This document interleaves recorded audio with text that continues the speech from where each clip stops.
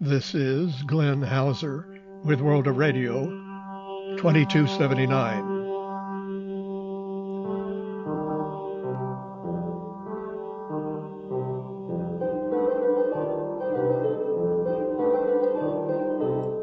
World of Radio is a listener-supported public service program about communications around the world. On this edition, recorded January 23rd, Austria, Azerbaijan, Bulgaria, Canada, China, Cuba, Denmark, Finland, France, Korea North, Kurdistan, Mongolia, Netherlands, Peru, Romania, Saudi Arabia, Taiwan, Tibet, UAE, UK, USA, Uzbekistan, Vietnam, and the propagation outlook. Standard disclaimer: Tom, DF5JL, keeps us informed about the Moosbrunn shortwave site in Austria. The municipality of Moosbrunn announced that the rotating antenna would be blown up on January 23rd or 30th, depending on the weather. The site was closed and switched off on December 31st. All ongoing efforts to preserve the facility, at least in its decommissioned state, had failed. Hams and former employees had initially tried to have the Moosbrunn facility listed as a historical monument or to turn it into a technical museum, but that was rejected.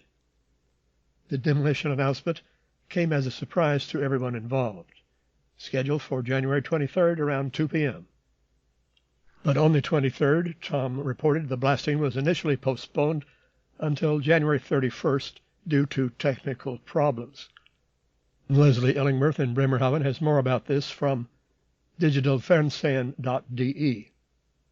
Since the technical systems and existing antennas are still in full working order, the Moosbrunn Shortwave Center would continue to be fully operational. The large rotating antenna offers the system a very high level of flexibility, allowing it to broadcast to almost any region of the world. We don't yet know the exact background of what happened behind the scenes over the last few weeks. An employee at the Moosbrunn Municipal Office confirmed the demolition of the facility was scheduled for January 23rd, but had been canceled for the time being. He couldn't give the reasons. It seems to us that some decision maker is trying to ignore all ongoing efforts and create facts. True to the motto, the system has to go, so boom. William Mike Cooper, BBC Monitoring, reported on January 21st that a correspondent for Voice of America has been banned from leaving Azerbaijan, Ulviya Ali, or Kuliyeva, according to the FB page of opposition Meydan TV.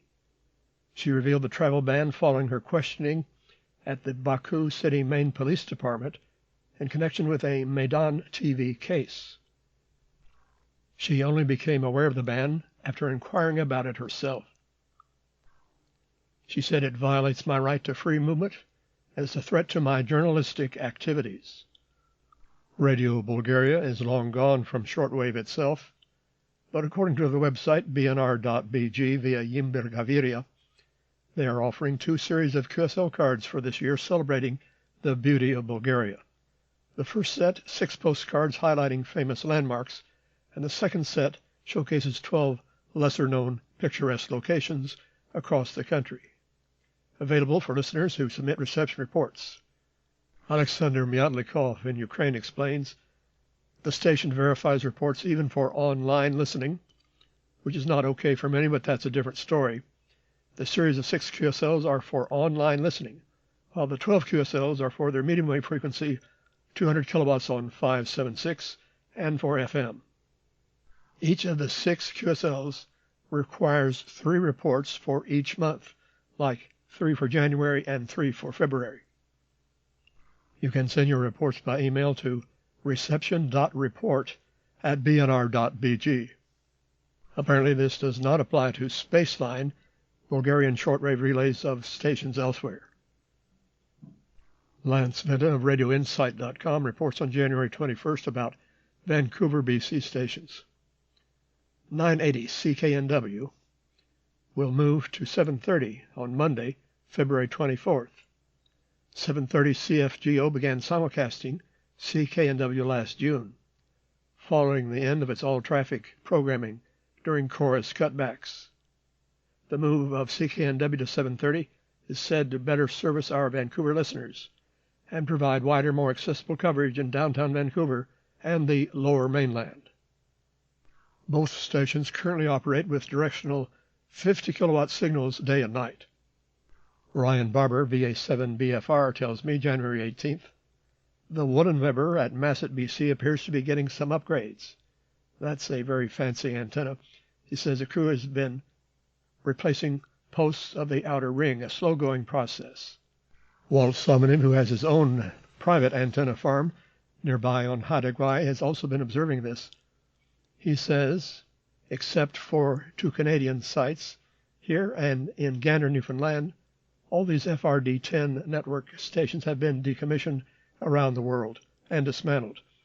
They are for specifically monitoring shortwave frequencies by the military.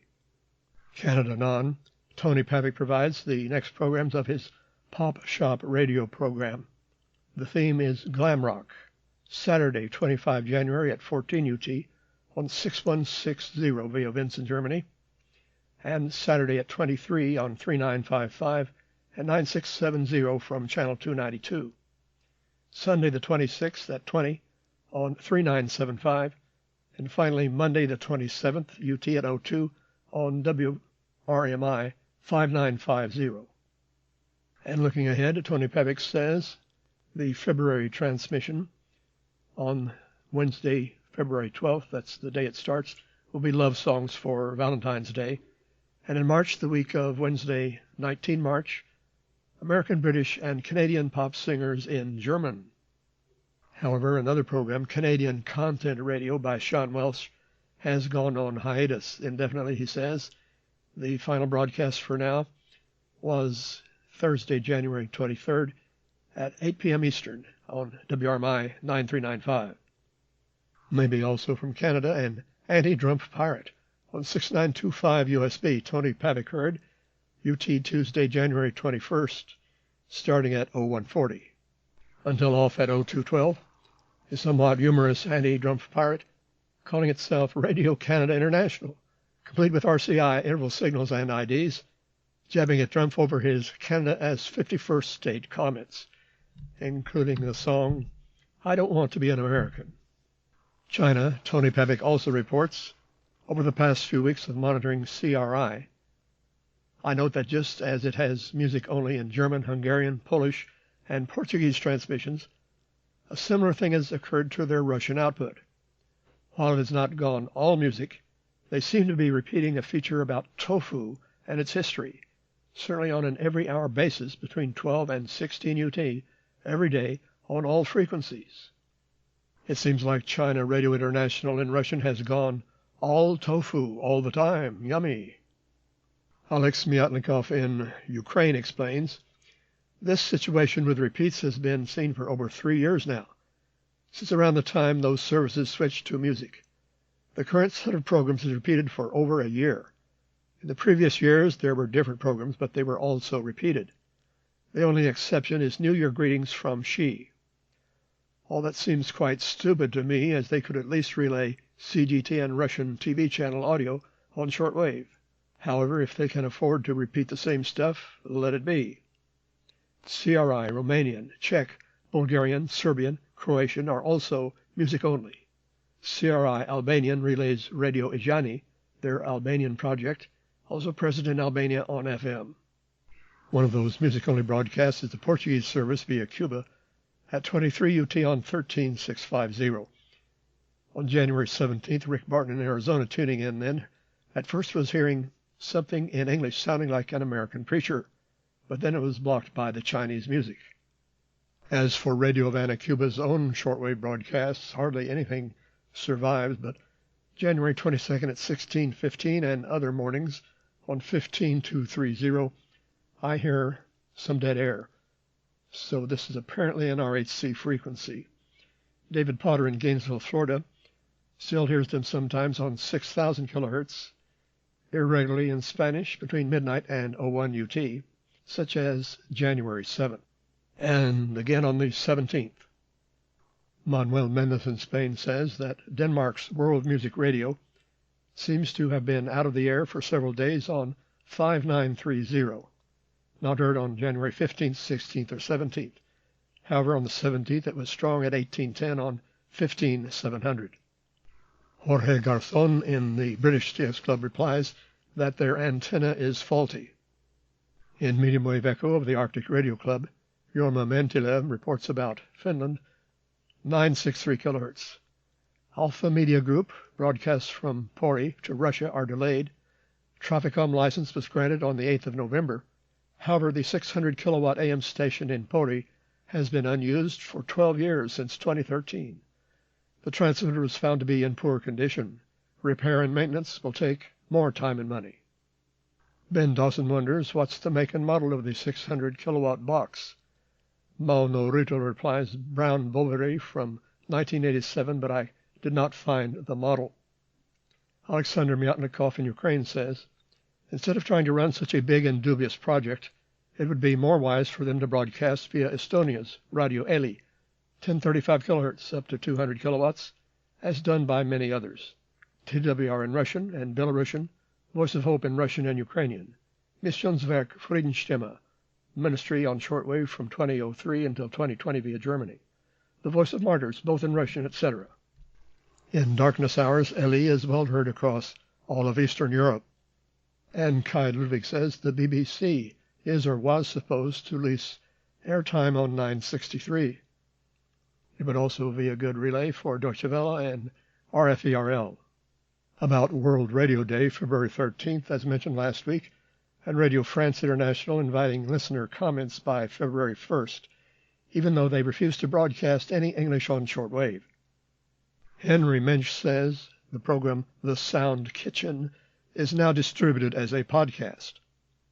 John Perry in Indiana comments, RFI had a daily English hour at 13 UT, although IGH seemed to recall it was at 16. Anyhow, they do broadcast in several other languages, including African ones still on shortwave. John says it seems an English broadcast 2 or 3 times a day of the same 1 hour of programming would not be too much to ask, but like the BBC, VOA, Radio Australia, and others, they seem to want to pull the plug on shortwave, while Communist China has dozens of transmitters and frequencies beaming CGTN radio in various languages around the world. Let 100 flowers bloom. In WRTHFB, Christian Gibodo via RustyX says, Radio France International has a website dedicated to its 50th anniversary in January. It's 50ans-rfi.fr. In the NASFA flash sheet, Ralph Perry in Illinois has an UNID Asian on 9433.53. January 15th, muffled but poor to fair power at 1342. Could it be Korea off frequency from 9435? He cannot find any parallels, but coincidentally, Tony Pavick in BC identifies it as Voice of Korea and measured on almost the same off frequency, 9433.52. This was January 15th at 15 UT in English. Observations of the Kurdish-Turkish radio war. Rick Barton in Arizona reports Turkish jamming on 11540 presumed at 1530 UT January 17th. Rowdy, loud male chorus and some shouting, but cut off at 1550. Ralph Perry in Illinois reports on January 19th. Radyoya Dengagel via Tashkent, Uzbekistan on 11530.03 at 1325. At the same time, the Turkish jammer was on 11510, 20 kilohertz away, a bad mix with Radio Free North Korea. But at 1327, the jammer jumped onto the top of Dengagel on 11530.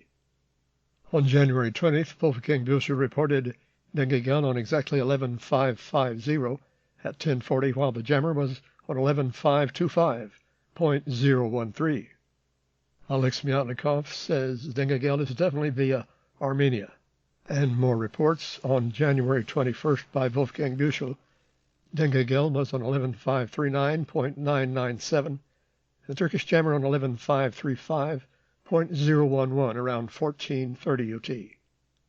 While he's at it, Wolfgang Büchel also reports English from Voice of Mongolia, January 21st at 1455 on 12014.501, tuning via remotes in Qatar and Japan. Via kilohertz, megahertz, and gigantic hertz, World of Radio 2279, a non-commercial service, as is our website, worldofradio.com. Thanks this week for financial support from Michael Bew in Texas, who sent a contribution via PayPal to WORADIO@yahoo.com. One may also contribute by money order or check on a U.S. bank to Glenn Hauser, P.O. Box 1684, ENID OK 73702. Walt Somonov reports on January 19th, propagation rather rough for the past several days. I noted 12085, 2 week, but then coming in at a fair level at 1804 UT, a 1 kilowatt station from Elburg, Netherlands, Radio Delta. Then a lot of IDs and into the Lion King, Johnny Cash, If I Were a Carpenter, at 1809. Walt's tagline is, enjoying the world of radio from my remote QTH on Haida Gwaii off the northwest coast of BC, Canada. From Rego Park, New York, Moises Korejokia reports, on my annual trip to Peru, I stayed at my parents' apartment in a busy area of the city. Due to RF noise from several sources like cars, mobile phone antennas, even a few microwave links, the AM noise floor was really quite saturated. Despite that, I was surprised to notice quite a lot of stations operating on medium wave in Lima, though most of them without their previous full power. On the shortwave side, the only decent signal with armchair level was Radio Marti, albeit directed elsewhere in content and signal. It can be heard with no exterior antenna, just the telescopic. In the Michigan ARE tip sheet, Ken Zicki reports Radio Romania International on 7325 in English, UT Friday, January 17th at 0110, with a report about how the Ukraine war is impacting in Radio Newsreel, and then focus on Romania and a travel feature. Richard Langley in New Brunswick says, on 15 January, RRI's half-hour English broadcast at 2130 came in very well on 7375 and fairly well on 9500 with indoor equipment. Being a Wednesday, there was an episode of Romania, the Eastern Flank, which regularly reports on Romania's military preparedness as a frontline member of NATO and a bulwark against further Russian aggression. An item talked about NATO's steadfast DART exercise involving Romania and Bulgaria, running from 13 January to 26 February. What other shortwave or other station regularly covers NATO activities? And he says, I've complained about the lack of any music during the half-hour English broadcast at 2130, but recently I've noticed at least one musical item during many of the transmissions. And on Sunday, January 19th, he was hearing RRI by chance at 1850 with a 1-hour DRM broadcast in English to Western Europe on 11630, using his indoor equipment, a good signal with no dropouts through the end of the broadcast. And Walt Somonov in BC says about Romania 7325, January 19th at 0124, very good level in English for Eastern North America. Romania for years now is the station to emulate. Interesting programs with superb technical parameters. May they exist for many more years. And he heard them again at 0400 on 9510 at an excellent level to Western North America. Filed this time under the transmitter site Saudi Arabia, Wolfgang Büchel reports on Republic of Yemen Radio in Arabic on 11934.894, a clean audio signal on much oddity frequency, and no Iranian jamming underneath observed at 1404 UT. And I've noticed that this frequency has also been quite stable, considerably below 11935. Taiwan, via remote, Wolfgang Büchel observes Star Broadcasting Station, or Xing Xing Guangbo Diantai, on exactly 15388. However, there was only a carrier and very low modulation, if any, January 21st at 1516. In the NASA flash sheet, Ralph Perry in Illinois reports Voices of Tibet via Tashkent, that clandestine which jumps around frequencies, January 14th at 1341 on 9893.05, parallel to Better 9883. Then on January 19th at 1320 on 9886.97. Walt Salmanov in BC reports World Radio Network's Russian language service, Semyonaya Radio via UAE 11785, a superb 40/9 signal at 1640 in programming from Radio Slovakia International. From Radio Magazine via Idun's Medium Wave Info via Mike Terry. Are we heading for another extension of BBC Radio 4 on long wave 198 kHz? It is due to be shut down in June, if the latest announced extension is to be believed.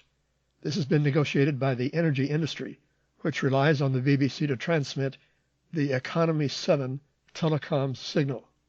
It appears almost 1 million homes and businesses still rely on old meters that use the telecommutation signal. It's therefore unlikely that all these meters will be replaced before June. Owned and operated by Arqiva on behalf of BBC, Arqiva may be happy to keep the customer for a few more months, but is concerned about the state of the installation at the end of its life and about the stock of spare parts, almost non-existent. Michael 2E0IHW says, at least the mast structures could be conserved. The fires in California remind us how important, reliable, wide-ranging communications are in a major crisis. The Radio 4 masts could be repurposed for medium wave if climate or other threats loomed, as there are fewer long-wave receivers in use. Ben Cobb forwards news from FCC and explains it about the DPA-MAC shortwave decision. It essentially nullifies the original purpose of the station, to earn revenue by transmitting international exchange orders to private customers, while purporting to be a radio broadcaster to the public in order to secure a license. The decision leaves apparently for the Trump FCC the fate of several related ventures, including shortwave station WIPE, which is said to be already built in New Jersey, a Parables station in Illinois, which claims to local regulators to be an evangelical operation, as well as proposals of Shortwave Modernization Coalition and the future of several existing shortwave stations licensed in the experimental radio service. So the FCC granted the application for DRM station WIPE in New Jersey and for Parable in Batavia, Illinois, though it applied conditions to Parable. WIPE's founder is forestry entrepreneur Paulo Cunhasca. He claimed to FCC the station will engage only in commercial DRM programming and not private services, as was suspected of DPA-MAC and Parable. Large HF beam antennas at the historic Alpine, New Jersey broadcast site are thought to belong to WIPE. Parable's founder is radio navigation developer Charles Schue, SCHUE. Parable told FCC while its broadcasted content will not be encrypted, some of its digital transmission would be encoded and indecipherable to persons other than the content provider. This would likely have been private data communications to foreign exchanges. Of this, FCC concluded that the encoded portion of the proposed data transmissions would not conform to the requirements of the definition of a broadcast in the Communications Act, or the definition of an international broadcast service in the Commission's rules. Accordingly, FCC declined to permit encoded data in Parable's broadcast. Ken Zicke says nobody ever mentions that WINB was doing just this until very recently. Although they have now stopped using DRM entirely, when they were broadcasting a narrow bandwidth of unencrypted broadcast signal DRM alongside a similarly narrow bandwidth of encrypted data. Nobody ever admitted that is what WINB was doing, and they never disclosed who the transmission was aimed at. However, Ben Cobb replies, that was reported to FCC as an alleged violation, which contains the DRM specifications for use by U.S. shortwave stations. That was probably Parable testing via WINB. The station did describe that as a data stream. Parable's parent company is licensed for a 6 GHz microwave link that terminates at the Red Lion, Pennsylvania site of WINB. Mike Terry forwards a story from AP, January 17th. Voice of America is required by law to report the news accurately. Could Donald Trump change that? I think we know the answer. A long story well worth reading, also dealing with Kari Lake as head of VOA. Kim Elliott's NASFA column sums up this situation. In The Guardian, Andrew Gawthorpe opined that Lake's embrace of unhinged conspiracy theories suggests she has difficulty separating fact from fiction. Even more concerning is her attitude towards journalists, whom she's described as monsters who ought to be defunded. Of course, like many other government matters, there is fast-breaking news about this. Kai Ludwig reports on January 22nd, Amanda Bennett is gone, and VOA Director Abramovich is not acting USAGM CEO because the relevant Biden memorandum was amongst the 78 documents Trump declared null and void with his very first order. On January 22nd, Dan Robinson refers us to a Truth Social post by you-know-who. I'm pleased to announce that L. Brennett Bozell, B-O-Z-E-L-L III, will serve as the next CEO of the U.S. Agency for Global Media. You can read all about him at Wikipedia, James Branham points out. There was a bit of ghostwriting scandal about him 10 years ago, and his son was a January 6th rioter who recently was sprung from a 45-month prison sentence due to the new emperor's decree. Greg Harrison says he was an active far right advocate 40-odd years ago. I used to run into him on the talk radio show circuit. He was always one of the most extreme voices in the woodpile. How long will it take for VOA to begin referring to our respected and beloved leader? Via David Cole, we see another article about this from the New York Times, January 22nd, headlined, Trump picks conservative activist to lead U.S. media agency.